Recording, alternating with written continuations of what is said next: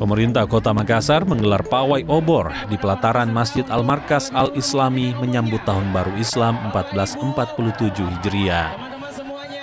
Peserta pawai obor terdiri dari pelajar, organisasi keagamaan, pengurus masjid, hingga masyarakat umum. Pawai obor dilakukan sambil melantunkan salawat dan doa bersama sepanjang jalan yang dilalui.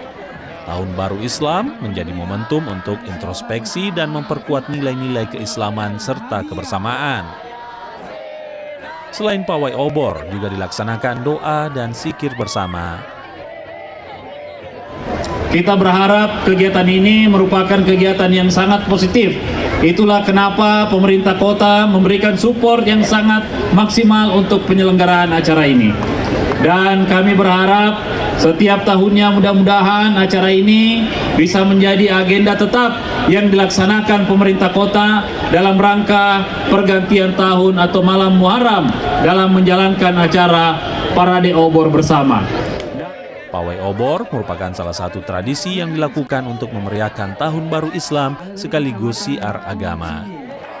Rama Pratama, Kompas TV Makassar, Sulawesi Selatan.